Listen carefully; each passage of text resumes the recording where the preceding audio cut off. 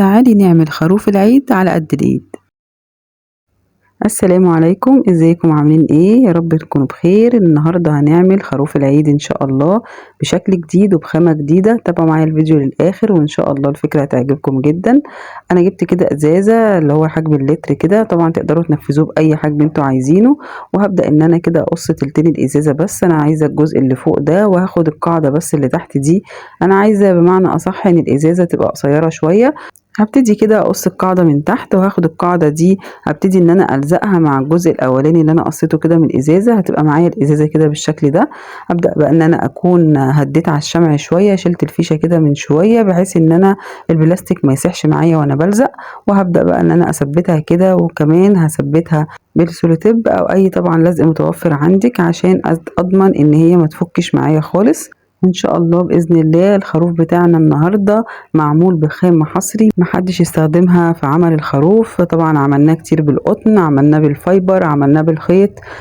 دلوقتي انا جبت الازازة خرمتها كده بالكاوية او باي حاجة.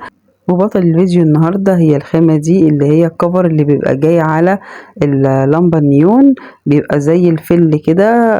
هنبتدي ان احنا نقطعه كده زي ما انتم شايفين شرايح كده، وهبدأ ان انا ادخله في الاخرام دي. انا بصراحة دخلت الاول شوية وبعدين ابتديت استخدم مسدس الشمع لان لقيت ان هيبقى فيه فراغات، حاولت ان انا اسدها. يعني تقدري تستغني خالص عن اول خطوة انا ابتديتها اللي هي ان انا خرمت الازازة عملت فيها سكوب كده، وانك تلزقي على طول الموضوع برضو هيبقى بسيط. وبكده اكون خلصت اول جزء معايا اللي هو جسم الخروف. هبدأ بقى ان انا اجيب اي شراب متوفر عندي، اسود او بني، اللي هعمل بيه راس الخروف. وده سفنج كده ابتدي ان انا ادخله جوه الشراب، لو موجود فايبر ماشي، لو موجود قطن ماشي. المهم ان انا احشي الراس بتاعه الخروف باي حاجه موجوده عندي. هبدأ ان انا اعمل كده حجم مناسب لنفس الحجم اللي انا عملته للجسم، وهبدأ ان انا الفه كده لحد لما يديني شكل الراس. يعني معنى اصح تعملي بقجة كده صغننه اللي هي تبقى راس الخروف. لحد دلوقتي انا ما كلفتش الخروف اي حاجه وما اشتريتش اي حاجه خالص. وادي الودان ممكن تعمليها باي قصاقيس فوم عندك، والشعر القصه بتاعه الخروف برضو اللي انا قصاها دي هتبقى بعد كده بعد ما الزق الودان.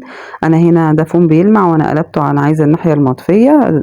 دايما مش بلاقي الفوم المطفي كتير، دايما كل اللي موجود بيبقى الفوم الجليتر. فانا هبتدي بقى كمان هنا دلوقتي الزق القصه كده بتاعه الخروف. طبعا كده انا الخروف تقريبا مش هيكلفك اصلا غير الشمع. يعني لو كل حاجة متوفرة عندك دي عين بتتباع كده عند اي حد بتاع زراير، هبدأ ان انا اجيبها واقدر ان انا استبدلها ان انا اقص دايرتين بيض واحط جواهم نقطتين سود كده من الفوم، ومش شرط ان انا استخدم العين المتحركة دي. وادي الابتسامة كده بتاعت الخروف، وانا كده خلصت راس الخروف. ابدأ ان انا الزقها. جيت قابلتني مشكلة هنا فوهة الازازة، ابتديت ان انا اقصها لاني معرفتش الزق الراس منها. شلتها بالقطر على طول وابتديت بقى احط كده كمية من الشمع كده، وابتدي ان انا الزق راس الخروف واثبتها في الجسم. ويبقى كده الخروف مش فاضل معايا فيه غير الرجلين بس. ويا ريت بقى عقبال ما اخلص بقيه الخروف كله ينزل تحت كده يدوس اللايك يا جماعه، والله العظيم مهم جدا للفيديو عشان يرفعه. وشير للفيديو وتعليق كده يشجعني ان انا اكمل لكم كل افكار اللي جايه ان شاء الله. انا كده جبت 12 قطعه من الكرتون. طبعا لو الكرتون معايا سميك مش هحتاج الا 4 قطع بس اللي هو للرجلين. هبتدي ان انا الزق كل 3 قطع في بعض، وهو طول القطعه 5 سم في عرض 2 سم. هيبقى معايا كده الكرتون سميك زي ما انتم شايفينه كده. ابدا بقى ان انا اجيب خيط اسود، انا هنا استخدمت خيط المكرميه، وهبدا ان انا الف حوالين كل الكرتون كده اغطيه كله زي ما انتم شايفينه بقى اللي هو هيبقى رجل الخروف. وبرده لو متوفر عندك الخيط لونه بني تمام. انا هنا عشان استخدمت راس الخروف سمره فقلت اخلي برده الرجل سمره زيها.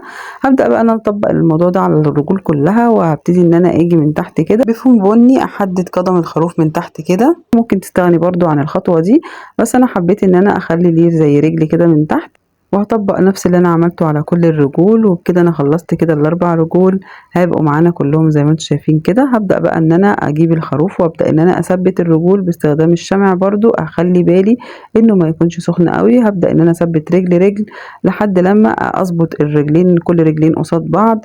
وبكده الخروف هيبقى تقريبا كده خلص معايا. بس انا بجيت في الاخر حطيت تحت كده فوم ابيض اغطيت الجزء اللي تحت من الازازة، وفي نفس الوقت ادى ثبات معايا للرجول اكتر. وبكده الفكرة بتاعتنا تكون خلصت.